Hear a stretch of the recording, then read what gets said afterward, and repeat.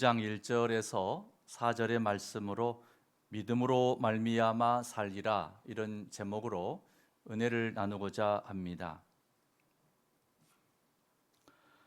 우리는 지난 12월 3일 오후 11시 한밤중에 느닷없는 윤석열 대통령의 비상계엄령이 내려지면서 지난 군부 독재 시절이나 있었던 비민주적인 폭력의 역사가 이 시대에 되풀이되고 있다는 놀라운 충격을 받았습니다.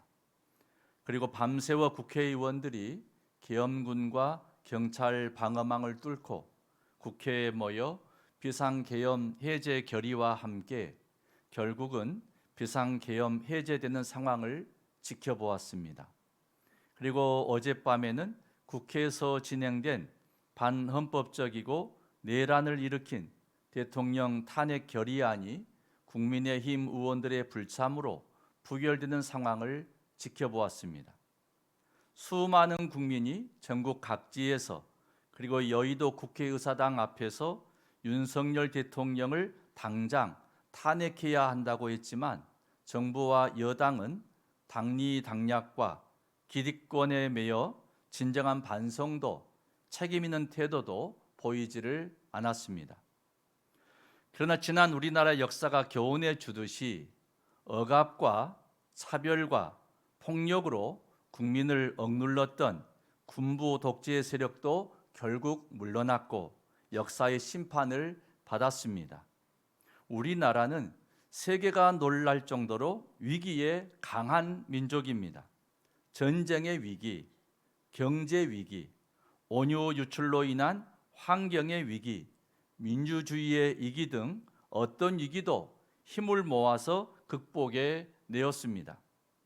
특히 6.25 전쟁 직후 우리나라의 경제는 전쟁 폐허와 극심한 가난에 놓였습니다.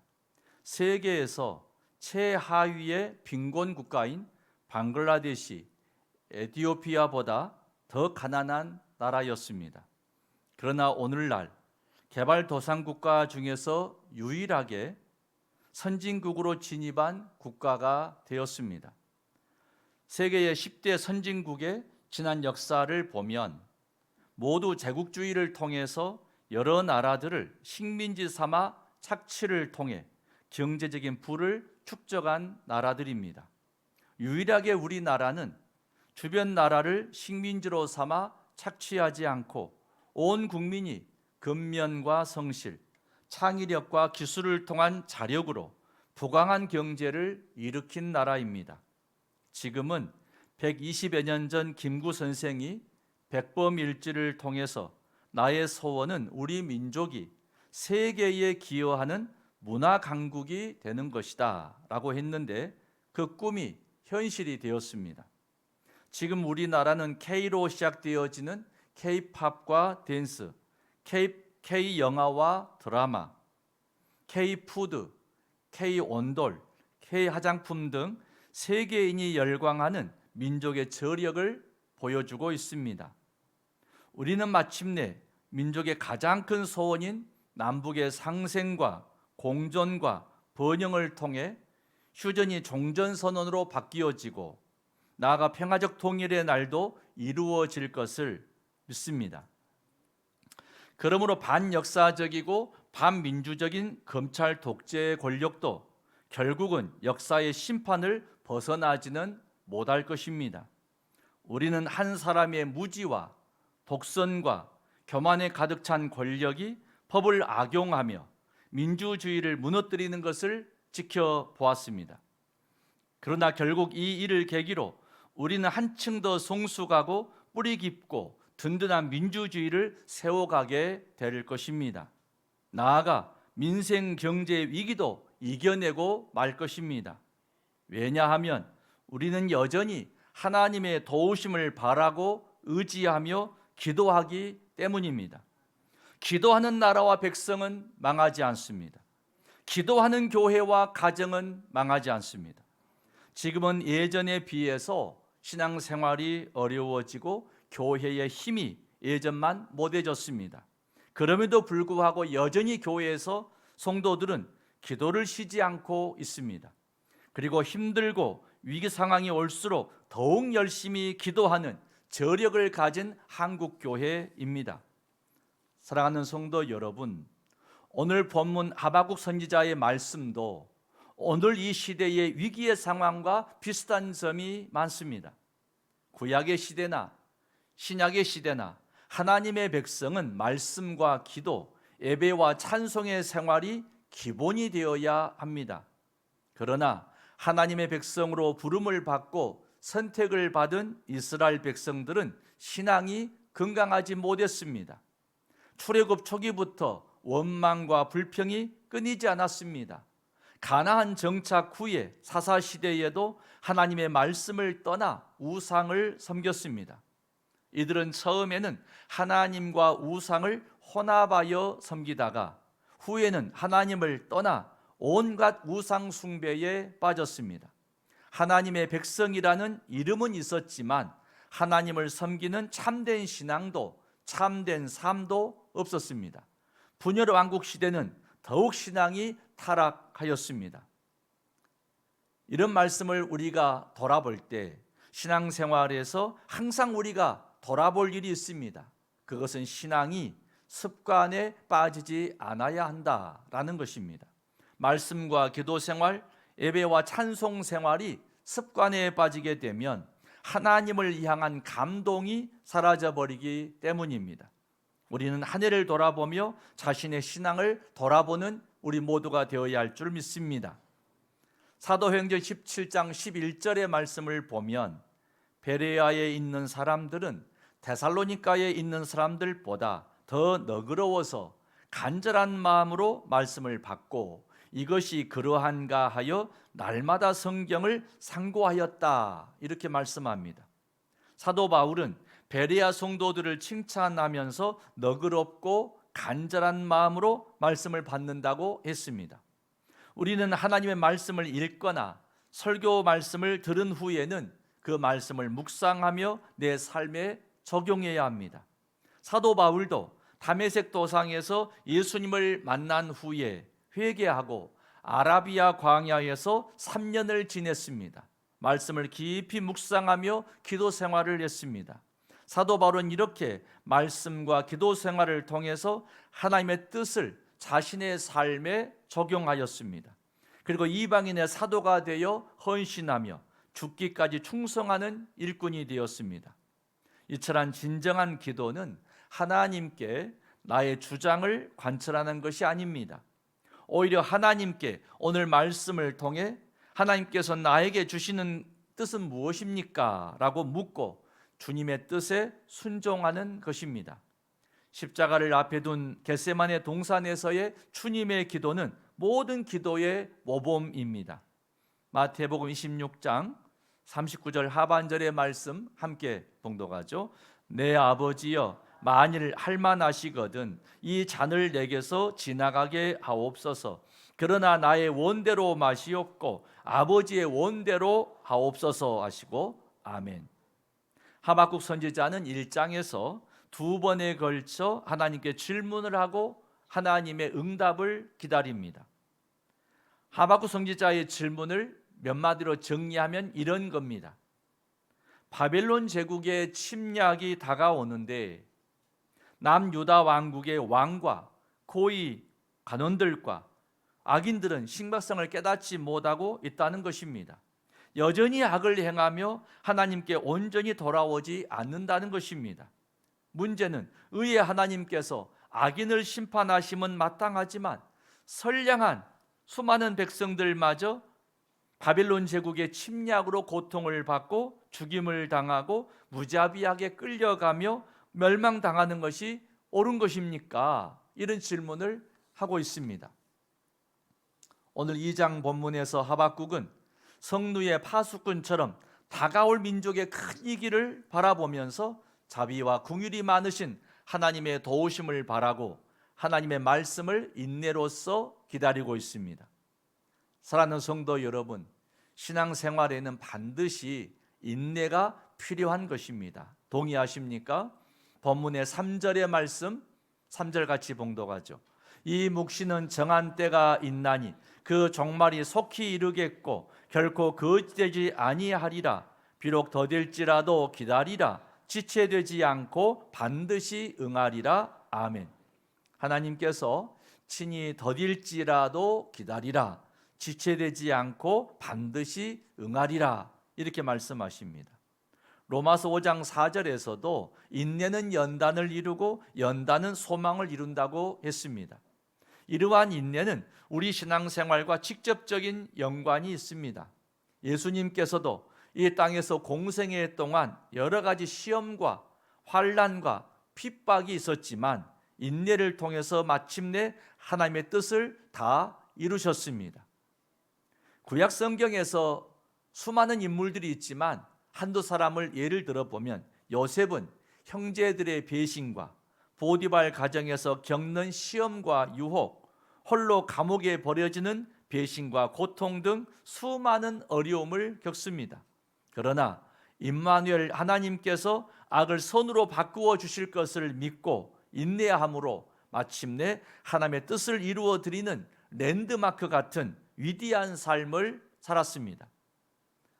다윗 왕은 자신을 왕으로 삼으시려고 기름을 부으신 하나님의 섭리를 믿었기 때문에 사울 왕의 온갖 위협을 견디어내고 마침내 온 백성이 인정하는 왕이 될 수 있었습니다. 구속사적인 관점에서 신구약에 등장하는 수많은 신앙인들의 이야기는 한결같이 믿음을 지키며 인내를 통해 소망을 이루었다 하는 말씀입니다.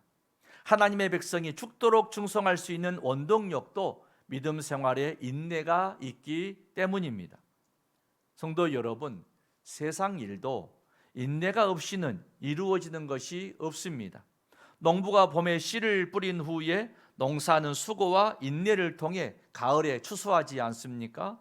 하물며 하나님 나라의 일에 더욱 인내가 필요하지 않겠습니까?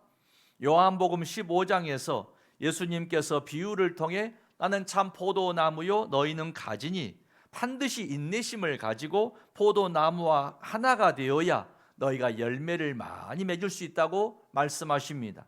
한 해를 보내면서 여러분의 믿음에 인내를 더하시기를 바랍니다. 그 인내로 말미암아 여러분은 놀라운 열매를 맺고 그 풍성한 하나님의 긍휼과 자비하심을 체험하게 될 것입니다.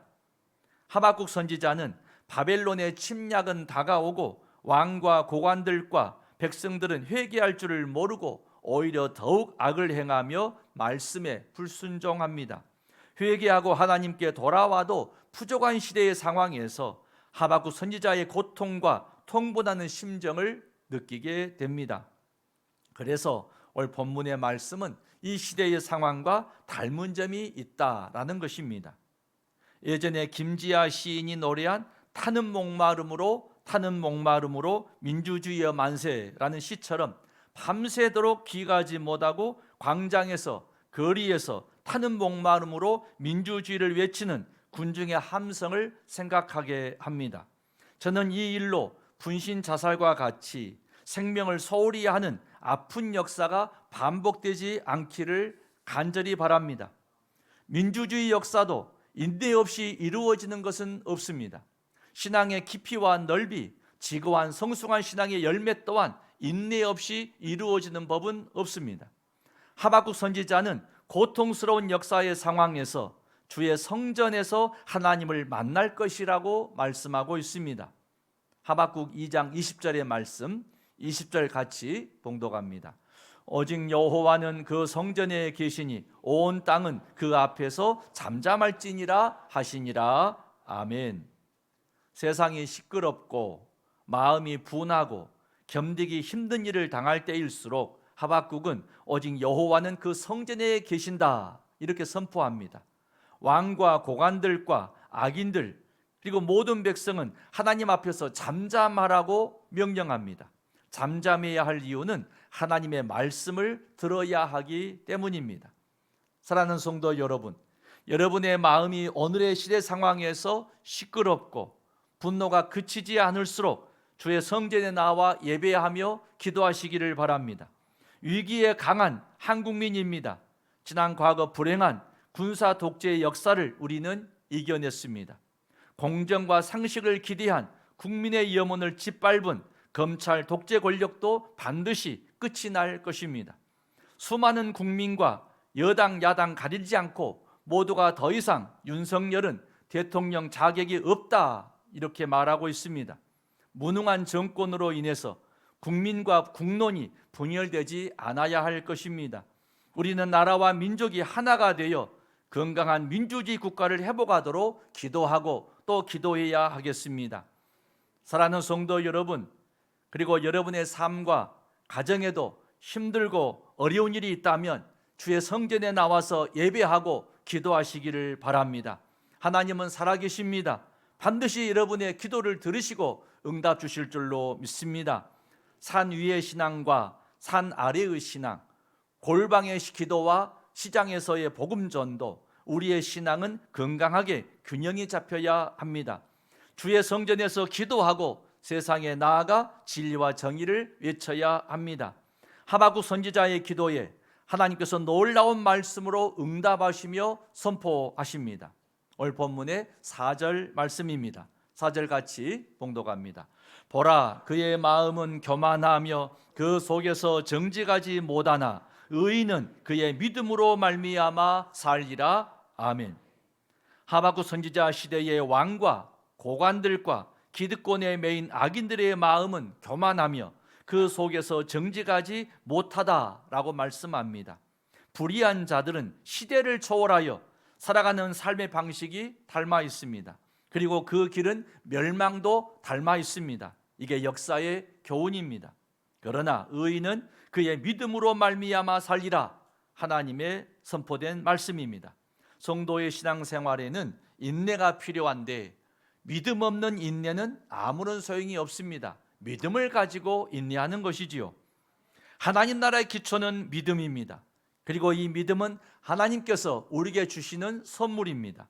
믿음이 없이는 의롭게 될 수 없고 의롭지 못한 자는 하나님 나라에 들어갈 자가 없기 때문입니다. 오직 의인은 믿음으로 살 뿐입니다. 히브리서에서 의인은 하나님 아버지의 뜻대로 행한 자들이라고 말씀하고 있습니다. 루터는 이 말씀을 깨닫고 종교 개혁을 통해서 오직 믿음, 솔라 피데를 강조하였습니다. 의인은 믿음으로 말미암아 살리라. 선언은 우리 신앙의 본질입니다. 이 역사 앞에서도 반드시 의인은 믿음으로 살게 될 줄을 믿습니다. 주님께서 이 세상에 오심을 기념하는 대림절, 그리고 오늘 성서주일과 인권주의를 맞이하여서 믿음으로 말미암아 여러분의 앞날에 주의 크신 복이 있으시기를 주의 이름으로 축원합니다. 은혜로우신 아버지 하나님, 주의 말씀에 믿음으로 말미암아 살리라 하는 하나님의 선포된 말씀을 대림절을 맞아서 성서주일과 인권주의를 맞아서 다시 우리 마음판에 새깁니다. 하나님, 끝까지 믿음으로 인내하게 하옵소서. 하나님 아버지, 믿음으로 마침내 천국 백성 되는 그날까지 믿음의 길을 걷고 또 걸을 때에 어떤 시련과 시험과 환난이 와도 이겨내게 하여 주시옵소서. 오늘날의 역사가 다시 한번 불의하고 악한 권력에 의하여서 짓밟히고 오염되고 하나님 아버지 혼탁하여졌지만 반드시 의인은 믿음으로 사는 것처럼 이 시대의 정의가 진리가 이기는 줄 믿습니다. 속히 이 나라가 하나 되게 하시고 국론이 분열되지 않고 아버지 땅에 참된 민주주의가 꽃피고 결실하게 하옵소서. 민족의 저력을 다시 한번 위대하게 드러내게 하여 주시옵소서. 예수님의 이름으로 기도 올리옵나이다. 아멘.